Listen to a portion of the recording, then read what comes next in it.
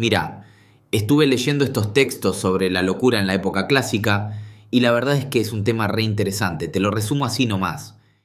En la Edad Media, la locura no se veía tanto como una enfermedad, sino más bien como un vicio, una falla moral. Se la asociaba con la pereza, la lujuria y también con el fin del mundo. Imagínate que hasta había una imagen recurrente, la de la nave de los locos, que representaban todos estos locos navegando sin rumbo, como si fueran una amenaza para la sociedad. En el Renacimiento la cosa empieza a cambiar un poco. Si bien la locura seguía teniendo esa connotación negativa, algunos autores como Erasmo de Róterdam, en su obra Elogio de la locura, empiezan a verla como una forma de crítica social, como una manera de cuestionar las normas y las convenciones de la época. También se empieza a asociar la locura con la sabiduría, como si el loco, en su aparente sinrazón, pudiera acceder a verdades que se le escapan al hombre cuerdo. Pero en el siglo XVII la cosa se pone más oscura. Con el auge del mercantilismo y el absolutismo, surge la necesidad de controlar a los sectores marginales de la sociedad, a todos aquellos que no se ajustan al orden establecido, pobres, vagabundos, delincuentes, prostitutas y también locos. Para esto se crean instituciones de encierro, como el famoso Hospital General de París, donde se encierra a toda esta gente sin distinción. La idea no era curarlos, sino más bien apartarlos de la sociedad y obligarlos a trabajar para que fueran útiles. El trabajo se ve como una forma de cura moral, como una manera de redimirse a través del esfuerzo físico. No hay una preocupación real por entender la locura como una enfermedad, y los médicos de la época tienen serias dificultades para definirla y clasificarla. Nuevas miradas en el siglo XVIII, de los vapores a las enfermedades de los nervios. Recién, en el siglo XVIII, empezamos a ver una transformación más profunda en la visión de la locura. Por un lado, autores como Willis empiezan a hablar de la locura como una enfermedad del sistema nervioso, y surgen conceptos como la manía, la melancolía y la hipocondría, que todavía usamos hoy en día. Se empieza a estudiar la locura desde un punto de vista más científico, buscando sus causas y sus posibles tratamientos. Por otro lado, también se empieza a relacionar la locura con factores sociales y culturales, como la libertad excesiva, la falta de religión, la influencia de las novelas. Imagínate que hasta se decía que las mujeres eran más propensas a la locura porque leían muchas novelas. Una locura. Pero a pesar de estos avances, la locura seguía siendo vista con miedo y desconfianza. Había pánico por el contagio. Se decía que la locura podía propagarse como una plaga y la gente se preocupaba más por aislar a los locos que por curarlos. Los hospitales para locos seguían siendo lugares de encierro, donde se maltrataba a los pacientes y se los privaba de su libertad. Hacia una visión más humana, Pinel, Tuc y el sobrino de Rameau. Recién hacia fines del siglo XVIII empezamos a ver una transición hacia una visión más humana y médica de la locura. Surgen figuras como Philippe Pinel en Francia y Samuel Tuc en Inglaterra, quienes proponen un trato más compasivo y terapéutico para los locos. Pinel es famoso por haber liberado a los locos de las cadenas en el hospital de Bicêtre, mientras que Tuc crea el Retiro de York, una institución modelo donde se busca crear un ambiente más tranquilo y familiar para los pacientes. Un personaje literario que representa esta transición es el sobrino de Rameau, de Denis Diderot. Este personaje es un loco que habla por sí mismo, que tiene una voz propia y que nos interpela con su forma particular de ver el mundo. Es un precursor de la visión romántica de la locura que se desarrollará en el siglo XIX, donde el loco será visto como un genio incomprendido, como un ser sensible y creativo que se rebela contra las normas de la sociedad. En fin, como ves, la locura en la época clásica fue una cosa de locos. Recién a fines del siglo XVIII, y gracias a figuras como Pinel y Tuc, empezamos a verla con otros ojos, más humanos y comprensivos. Y la verdad es que todavía hoy en día seguimos luchando por entenderla y tratarla con la dignidad que se merece. La importancia del lenguaje y la percepción. Algo que me parece importante destacar de estos textos es cómo el lenguaje y la percepción influyen en la manera en que entendemos la locura. Fíjate que las categorías que se usaban para clasificar la locura cambiaban con el tiempo. En el siglo XVII, por ejemplo, se hablaba de fatuos, imbéciles, rabiosos, términos que hoy en día nos suenan bastante despectivos. Recién en el siglo XVIII, con el auge de la medicina, surgen categorías como manía, melancolía, demencia, que se basan en una observación más detallada de los síntomas y en una búsqueda de las causas físicas de la enfermedad. Pero incluso estas categorías estaban cargadas de prejuicios morales y muchas veces se usaban para justificar el encierro y el control social de los locos. Lo que quiero decir con esto es que la locura no es algo que exista ahí afuera, de manera objetiva, sino que es una construcción social, una manera en que una sociedad, en un momento histórico determinado, decide definir y tratar a aquellos que se apartan de la norma. Y el lenguaje juega un papel fundamental en esta construcción, porque es a través del lenguaje que categorizamos la experiencia, que le damos sentido a lo que vemos y percibimos. La locura, entre la exclusión y el reconocimiento. La historia de la locura en la época clásica es una historia de exclusión, pero también de reconocimiento. Por un lado, los locos fueron encerrados, marginados, silenciados, se les negó su voz y su derecho a ser escuchados. Pero por otro lado, también hubo intentos de comprenderlos, de tratarlos, de integrarlos a la sociedad. Y esta tensión entre la exclusión y el reconocimiento sigue presente hoy en día, aunque afortunadamente hemos avanzado mucho en la comprensión y el tratamiento de la locura.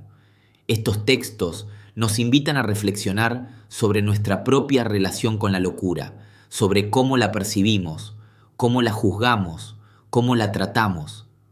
Nos invitan a cuestionar nuestros propios prejuicios y a buscar una mirada más humana y comprensiva hacia aquellos que viven con esta condición.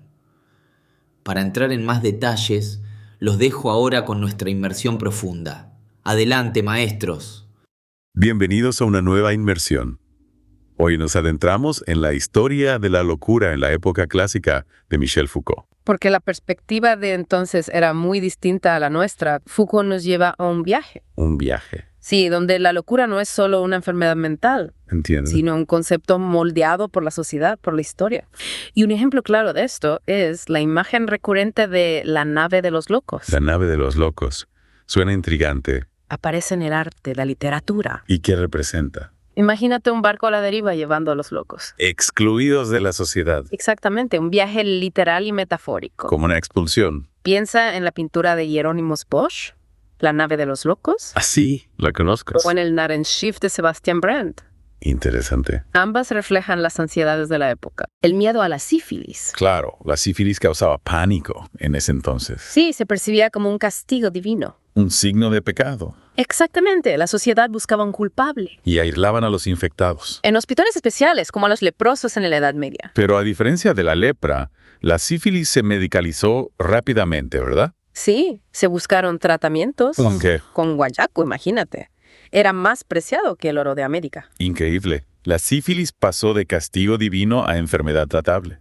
Una transformación. Y esa medicalización temprana allanó el camino para el gran confinamiento. Sin duda, hay una conexión. Cuéntanos más. El gran confinamiento surge a mediados del siglo XVII. Con instituciones como el Hospital General de París. Exacto. No solo se buscaba controlar la locura, También la pobreza. la mendicidad, la prostitución, todo lo que se salía de la norma. Era como un intento de poner orden, ¿no? Clasificar, controlar lo que generaba miedo o incomodidad. Pero fue realmente un progreso. Esa es la pregunta clave. ¿Qué opinas tú? El gran confinamiento marca un cambio importante. ¿En qué sentido? Se pasa de una interpretación religiosa y moral de la locura y la pobreza a un enfoque más secular, administrativo. Muy interesante. Se buscaba racionalizar la asistencia a los marginados. Pero a menudo las condiciones en estas instituciones eran terribles, ¿verdad? Es una paradoja. Una paradoja que nos hace pensar. Sobre las consecuencias de nuestros intentos de controlar lo que no entendemos. Totalmente. ¿Y cómo evolucionó la definición de locura durante el siglo XVIII? La locura empieza a ser vista con una lente más médica. Se buscaban clasificaciones más específicas. Exacto, comprender las causas, los síntomas. ¿Y quiénes fueron los pioneros en este cambio de perspectiva? Figuras como Willis, Sauvages y Cullen.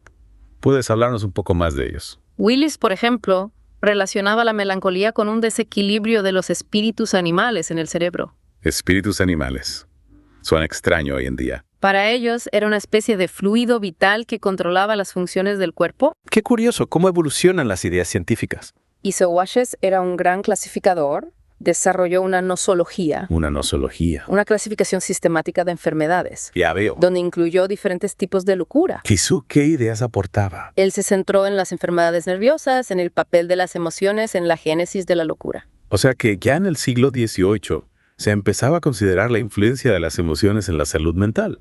Exactamente. Se creía que las pasiones excesivas, una imaginación desbordada, podían llevar a la locura. ¿Y qué decían los médicos de la época sobre esto? Médicos como Tiso Tipome vinculaban los trastornos nerviosos con los cambios sociales de la época. Como la urbanización. La urbanización y la auge de las novelas. ¿Más novelas? Increíble. ¿Por qué les veían como un peligro para la salud mental? Se las consideraba una fuente de excitación para la imaginación. Algo que podía desequilibrar la mente.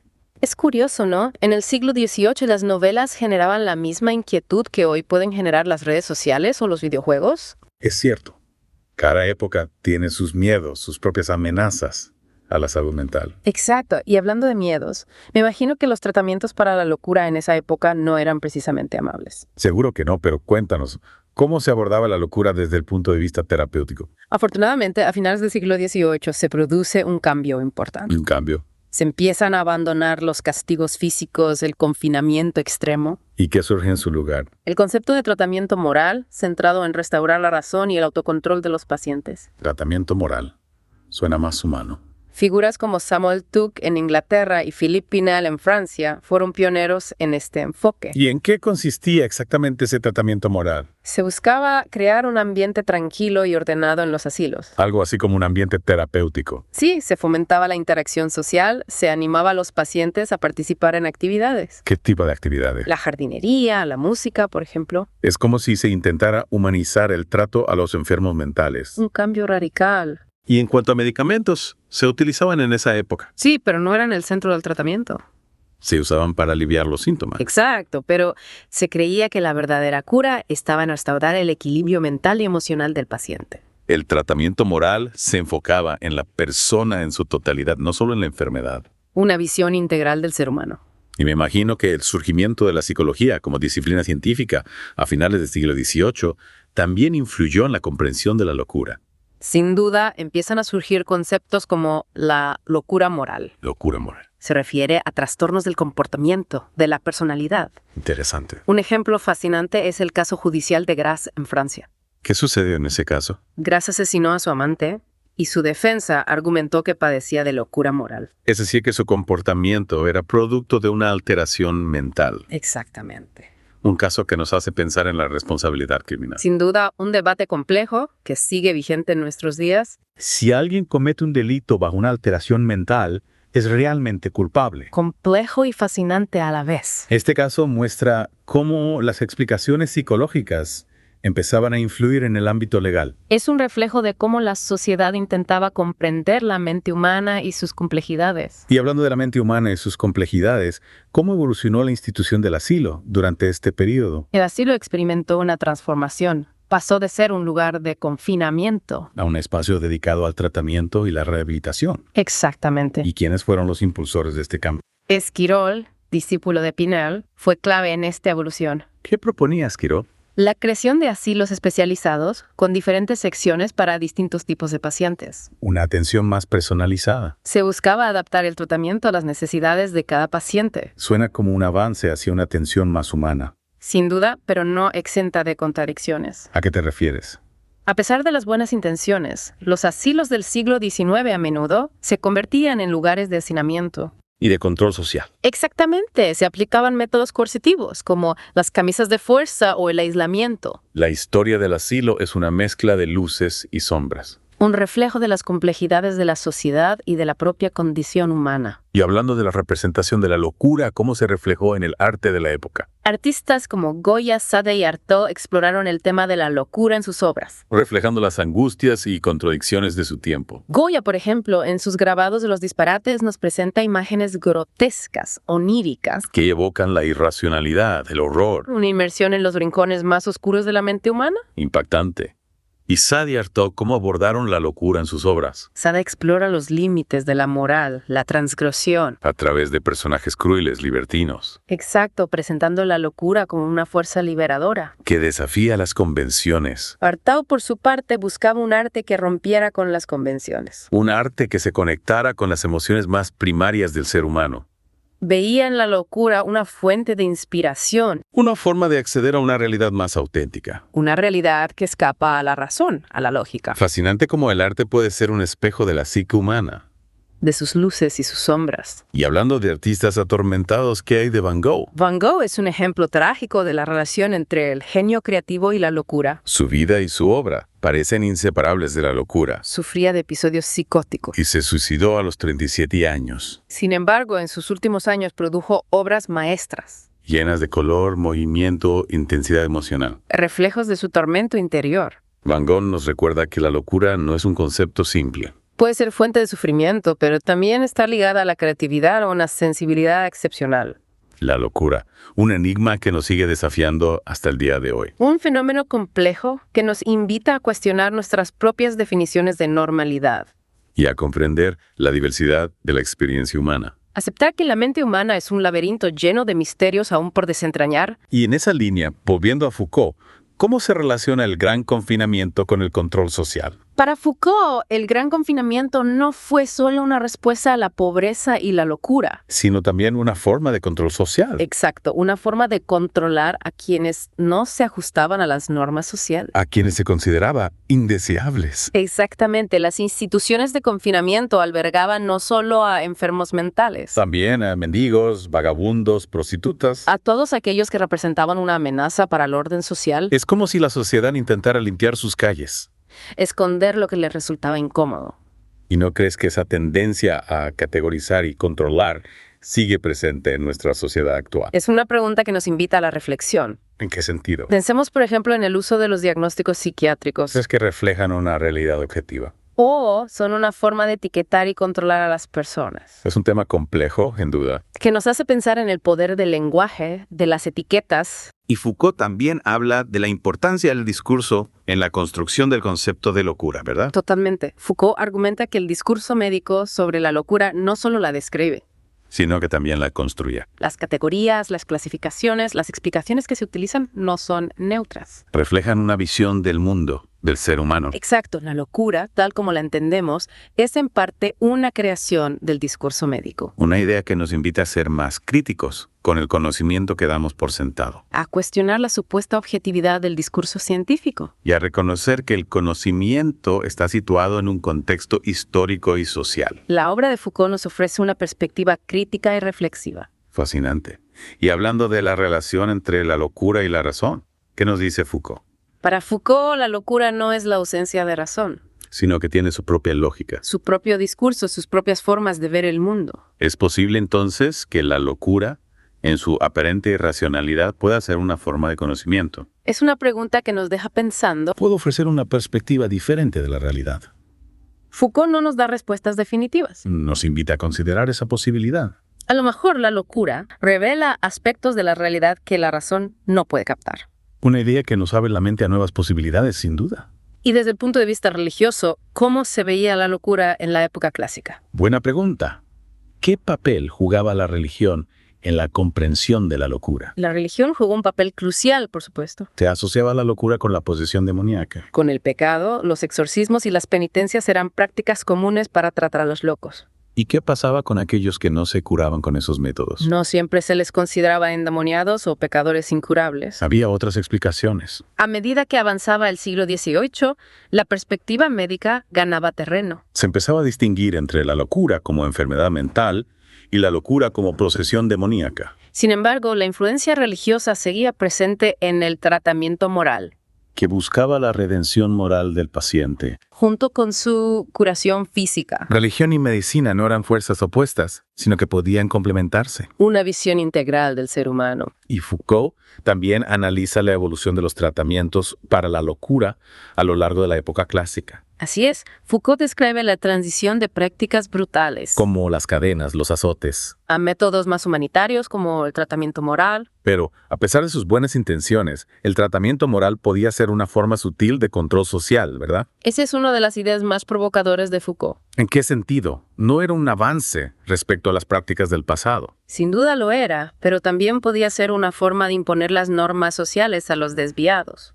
Se buscaba normalizar a los pacientes hacer que se ajustaran a las expectativas sociales. a través de la persuasión, la disciplina, la vigilancia. Exactamente, el tratamiento moral, a pesar de su aparente humanismo, podía ser coercitivo. Una paradoja que nos hace reflexionar sobre las formas invisibles de poder en nuestra sociedad. Y cómo el poder se puede ejercer de maneras sutiles y persuasivas. Y hablando de poder, ¿cómo analiza Foucault la relación entre la locura y el poder político? Foucault argumenta que la locura se ha utilizado a lo largo de la historia como herramienta de control político, Los locos han sido silenciados, marginados. incluso eliminados por representar una amenaza al orden establecido. Es una idea escalofriante. Pensemos en las dictaduras del siglo XX. En regímenes totalitarios como el nazismo o el estalinismo, Exacto, los disidentes políticos a menudo eran etiquetados como locos. y confinados en instituciones psiquiátricas, La etiqueta de locura servía para desacreditarlos. y justificar su eliminación. Un uso perverso del poder. Un ejemplo terrible de cómo la locura puede ser manipulada para fines políticos. Y en la época clásica, el poder del rey era absoluto. Cualquier desafío a su autoridad podía ser considerado locura. Los que desafiaban su autoridad, ya sea con sus palabras o acciones, podían ser considerados locos. Y confinados en instituciones como los hospitales generales. Exactamente, la locura podía ser una forma de disidencia política. La locura, en su aparente irracionalidad, podía ser una forma de cuestionar el orden establecido. Una forma de expresar ideas subversivas, peligrosas para el poder del rey. Es interesante cómo la locura ha estado ligada tanto al control social como a la resistencia política. Un fenómeno complejo, con múltiples caras. Y hablando de cambios de paradigma, ¿qué papel jugó la Ilustración en la transformación de la percepción de la locura? La Ilustración, con su énfasis en la razón y el progreso, tuvo un impacto significativo. ¿Cómo cambió la visión de la locura durante la Ilustración? Pensadores ilustrados como John Locke argumentaron que la locura no era una posesión demoníaca, Ni un castigo divino, sino una enfermedad mental tratable con métodos racionales. un cambio radical en la forma de entender la locura. Se abría paso una nueva era, una era de la razón. ¿Y qué tipo de métodos racionales se propusieron para tratar la locura? Se empezó a desarrollar el tratamiento moral buscando crear un ambiente terapéutico en los asilos, Basado en la razón, la compasión. en el respeto por la dignidad del paciente, Se fomentaba la interacción social, el trabajo manual, la educación, la recreación. como formas de restaurar el equilibrio mental, La Ilustración trajo consigo una visión más humanitaria de la locura. un enfoque terapéutico más racional y compasivo, Un paso importante hacia una comprensión más humana de la locura. y hacia un trato más justo y digno para quienes la padecen. Es fascinante cómo las ideas de una época pueden transformar la forma en que vemos y tratamos a los demás, Y cómo la historia de la locura nos revela las complejidades del ser humano sus luces y sus sombras. y nos invita a seguir explorando, a seguir cuestionando, a seguir buscando una comprensión más profunda de la experiencia humana. Sin duda, la locura nos sigue interpelando, nos sigue desafiando, Nos invita a reflexionar sobre nosotros mismos, sobre la sociedad, sobre el poder. y sobre la propia naturaleza de la razón y la sinrazón. Un viaje apasionante que seguiremos explorando en las próximas partes de esta inmersión. Retomando nuestra inmersión en Foucault, creo que es importante destacar cómo el discurso médico, a pesar de sus avances, también contribuyó a la estigmatización de la locura. Es un punto interesante. Me resulta paradójico que el avance científico pueda generar estigma. Claro, A medida que la medicina se apropiaba del tema de la locura, se creaba un lenguaje específico, un conjunto de diagnósticos y clasificaciones. Ajá. Esto en teoría permitía un análisis más sistemático y por ende un tratamiento más eficaz. Sí. Sin embargo, también contribuyó a crear una barrera entre los cuerdos y los locos. Entiendo. Es como si el lenguaje médico, al intentar describir y comprender la locura, también la aislaba, Exacto, la convertía en algo ajeno, diferente, incluso peligroso. exactamente. Y esto, a su vez, justificaba el confinamiento, el control, la separación del resto de la sociedad. Foucault nos invita a reflexionar sobre cómo el poder, incluso cuando se ejerce con la mejor intención, puede tener consecuencias inesperadas. Sí. Y a veces negativas. Es una idea que nos interpela a todos. A menudo actuamos con la convicción de estar haciendo lo correcto, pero no siempre consideramos las consecuencias a largo plazo. Es cierto. Y hablando de consecuencias a largo plazo, ¿cómo crees que la medicalización de la locura ha influido en la forma en que la entendemos en la actualidad? Es una pregunta compleja. Sin duda. Pero creo que es innegable que la medicalización ha dejado una huella profunda en nuestra percepción de la locura. Estoy de acuerdo. Hoy en día tendemos a ver la locura como una enfermedad que requiere tratamiento médico, a menudo farmacológico. Es cierto, pareciera que hemos perdido la capacidad de comprender la locura desde otras perspectivas, como la social, la cultural, la existencial. Precisamente. Y ahí es donde la obra de Foucault nos invita a ampliar nuestra mirada, Me gusta esa idea. a cuestionar nuestras certezas, a comprender la locura como un fenómeno complejo que no se puede reducir a una simple disfunción biológica. Ampliar la mirada. A veces nos quedamos atrapados en nuestras propias categorías, en nuestras formas preconcebidas de entender el mundo. Sí. Y Foucault nos recuerda que la realidad es mucho más compleja y diversa de lo que a menudo imaginamos. Totalmente. Y hablando de diversidad, ¿cómo se expresaba la locura en el arte de la época? Mencionaste a Goya Sadartaud. ¿Podrías profundizar un poco más en cómo estos artistas abordaron el tema? Por supuesto, cada uno de ellos a su manera nos ofrece una visión única y perturbadora de la locura. Goya, por ejemplo, en sus disparates nos confronta con imágenes grotescas, oníricas, pobladas por criaturas extrañas y escenas que desafían la lógica. Es como si nos invitara a un viaje al interior de una mente atormentada, donde los límites entre la realidad y la fantasía se difuminan. Estas imágenes deben ser impactantes. Me imagino que ver una obra de Goya es como asomarse al abismo de la locura, a lo desconocido, a lo que nos aterra. Exactamente. Y Sade, por su parte, explora la locura a través de la transgresión moral del erotismo extremo de la violencia. Fuerte. Sus personajes desafían las convenciones sociales y morales, nos confrontan con nuestros propios límites, con lo que consideramos aceptable o inaceptable. Es interesante cómo la locura en la obra de Sade parece estar más allá del bien y del mal, Sí. como si escapara a las categorías morales que rigen la sociedad. Así es. Y en Artaud encontramos una búsqueda de un arte que rompa con las convenciones, que se conecte con las emociones más primarias del ser humano. Artaud, que sufría de trastornos mentales. Veía en la locura una fuente de inspiración, una forma de acceder a una realidad más auténtica, más visceral. Es como si Artaud buscara en la locura una forma de liberarse de las ataduras, de la razón, de las convenciones sociales, de las máscaras que nos ponemos para encajar en el mundo. Exactamente. Y estos son solo 3 ejemplos de cómo el arte ha abordado el tema de la locura a lo largo de la historia. Claro. La locura como tema artístico nos ofrece una multiplicidad de perspectivas, de interpretaciones, de cuestionamientos que nos enriquecen como seres humanos. Sin duda. Y Foucault, al analizar la obra de estos artistas, nos invita a ir más allá de las explicaciones médicas o psicológicas de la locura, ¿Sí? a comprenderla en su dimensión cultural, social, existencial. Así es, Foucault nos ayuda a ver la locura no solo como una enfermedad, sino como una experiencia humana compleja que nos desafía a repensar nuestra relación con la razón, con la sociedad, con nosotros mismos. Y hablando de repensar nuestra relación con la razón, ¿qué nos dice Foucault sobre la supuesta dicotomía entre la locura y la razón? Foucault argumenta que esa dicotomía es una construcción social, una forma de categorizar y controlar la diferencia. Para él, la locura no es la ausencia de razón, sino una forma diferente de razonar, de percibir el mundo, de construir significado. Es una idea que nos desafía a cuestionar nuestros propios conceptos de normalidad y anormalidad. Si la locura no es simplemente la ausencia de razón, entonces, ¿qué es? Para Foucault, la locura es una forma de experiencia que ha sido excluida, silenciada, marginada por el discurso dominante. Es una forma de ser en el mundo que no encaja en las categorías preestablecidas, que desafía las normas, que cuestiona el orden establecido. Es una idea que nos invita a reflexionar sobre cómo la sociedad define lo que es aceptable y lo que no, lo que es normal y lo que es patológico. Precisamente Foucault nos ayuda a comprender que la locura no es un problema individual, sino un problema social, un problema de poder. Interesante. La forma en que una sociedad define y trata la locura nos dice mucho sobre sus valores, sus miedos, sus contradicciones. Es una perspectiva que nos obliga a mirar hacia adentro, a cuestionar nuestras propias creencias y prejuicios sobre la locura, Sí, a ser más compasivos y comprensivos con aquellos que la sociedad ha marginado. exactamente. Y en esa línea me parece fundamental destacar el papel de la ilustración en la transformación de la percepción de la locura. Sí, me parece que la ilustración marcó un antes y un después en la historia de la locura.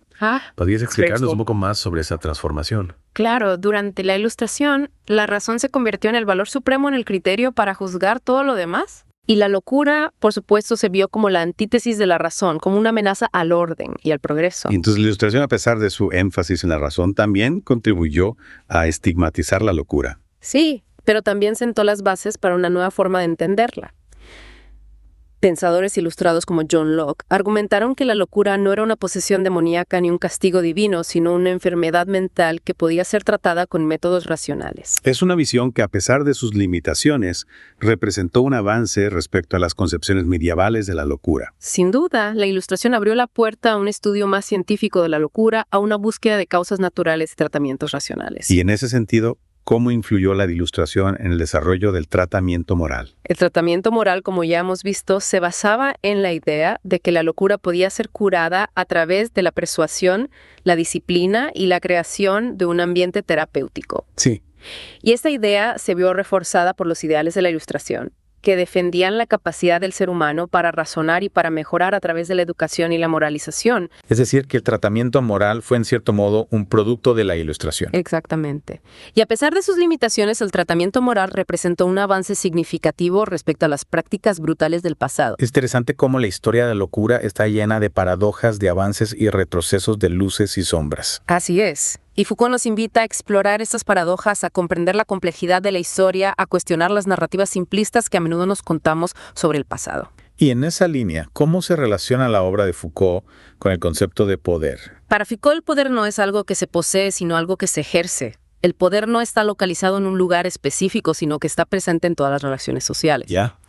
Y la locura para Foucault es un ejemplo paradigmático de cómo el poder se ejerce sobre los cuerpos, las mentes y las identidades. ¿Podrías darnos un ejemplo concreto de cómo se ejerce el poder sobre la locura? Pensemos, por ejemplo, en el concepto de normalidad. ¿Quién define lo que es normal y lo que no? ¿Quién decide quién está sano y quién está enfermo? ¿Quién tiene el poder de clasificar, diagnosticar, tratar? Son preguntas que nos llevan a reflexionar sobre las estructuras de poder que operan en nuestra sociedad, sobre quién tiene la autoridad para definir lo que es aceptable y lo que no. Exactamente. Y Foucault nos invita a cuestionar esa autoridad, a desnaturalizar lo que damos por sentado, a comprender cómo el poder moldea nuestras percepciones, nuestras creencias y nuestras prácticas. Es una perspectiva que nos empodera, que nos invita a ser más críticos, a no aceptar pasivamente las normas impuestas. Así es.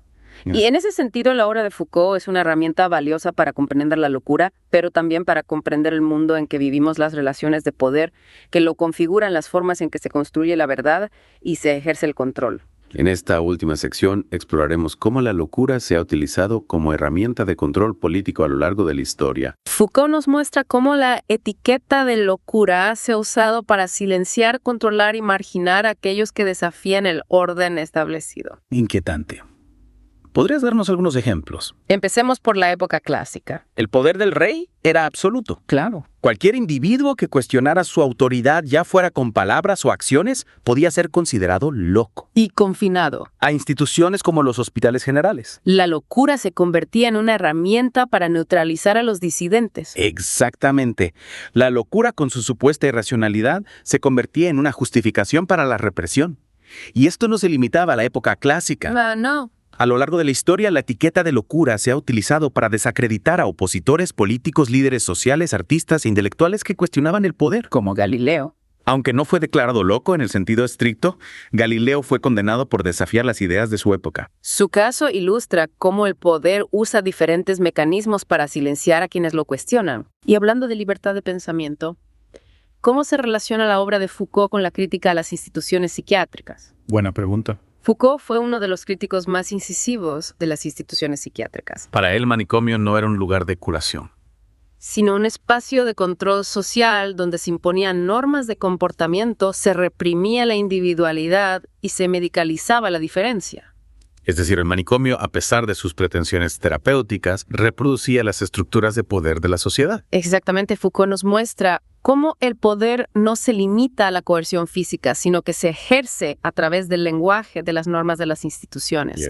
El manicomio, con sus diagnósticos, sus tratamientos y sus mecanismos de control, se convertía en una herramienta para disciplinar a aquellos que no se ajustaban a las expectativas sociales. Una idea que nos hace reflexionar sobre el papel de las instituciones en la construcción de la normalidad y la patología. ¿Y qué alternativas proponía Foucault? Foucault no pretendía ofrecer soluciones concretas, sino más bien plantear preguntas, cuestionar las certezas, abrir espacio para nuevas formas de pensar y de actuar. Su crítica a la psiquiatría no se basaba en un rechazo a la ciencia, Entiendo. sino en una desconfianza hacia el poder que se esconde detrás de la ciencia. Es una crítica que sigue vigente. En un mundo cada vez más medicalizado, es importante cuestionar el poder de la medicina, de la industria farmacéutica, de las instituciones que definen lo que es normal y lo que no. Totalmente. La obra de Foucault nos invita a ser más críticos, a no aceptar pasivamente los diagnósticos y los tratamientos, a buscar otras formas de comprender y abordar el sufrimiento psíquico. Es un mensaje de empoderamiento, de libertad, de responsabilidad individual. Y hablando de responsabilidad individual, ¿qué nos dice Foucault sobre la ética del cuidado de las personas con trastornos mentales? Para Foucault, el cuidado ético no se basa en la imposición de normas, sino en el respeto a la singularidad del otro, a su experiencia, a sus decisiones. Se trata de crear un espacio de diálogo, de escucha, de acompañamiento, donde la persona pueda encontrar su propio camino hacia la sanación. Es una visión del cuidado que se aleja del modelo médico tradicional centrado en la enfermedad y se enfoca en la persona en su totalidad. Exactamente. Foucault nos invita a pensar en el cuidado como una relación horizontal basada en el respeto mutuo, en la confianza, en la libertad. Un modelo de cuidado que nos desafía a ser más humanos, más compasivos, más solidarios con aquellos que sufren. Y en esa línea me gustaría volver a la idea de que la locura no es la ausencia de razón, sino una forma diferente de razonar. ¿Qué implicaciones tiene esa idea? Esa idea nos lleva a cuestionar la dicotomía tradicional entre la locura y la razón. Foucault nos muestra que la locura no es un estado de irracionalidad absoluta, sino una forma de experiencia que tiene su propia lógica, su propio sentido, su propia forma de construir el mundo. Es una idea que nos invita a ser más humildes, a reconocer que no tenemos todas las respuestas a aceptar la diversidad de la experiencia humana. Exactamente. Foucault nos desafía a ampliar nuestra mirada, a salir de nuestras categorías, a escuchar con atención a las voces que han sido silenciadas. Un mensaje de apertura, de tolerancia y de respeto a la diferencia. Y en esa línea me gustaría cerrar nuestra inmersión con una pregunta para nuestros oyentes. ¿Cómo podemos aplicar las ideas de Foucault en nuestra vida cotidiana? ¿Cómo podemos ser más conscientes de las relaciones de poder que influyen en nuestra percepción de la locura? ¿Cómo podemos ser más compasivos y solidarios con aquellos que sufren? Son preguntas que nos invitan a la reflexión, al diálogo, a la acción. La obra de Foucault nos ofrece un marco conceptual, una perspectiva crítica, pero la tarea de aplicar estas ideas en nuestra vida cotidiana es un desafío personal e intransferible. Un desafío que nos invita a ser más conscientes, más críticos, más humanos. Y con esa invitación a la reflexión, damos por finalizada nuestra inmersión en la obra de Michel Foucault. Esperamos que este viaje les haya resultado tan estimulante como nosotros. Hasta la próxima. Gracias, maestros. Y bueno, si les gustó este resumen, suscríbanse para más antilibros, déjenos un like y un comentario. Hasta la próxima, loco.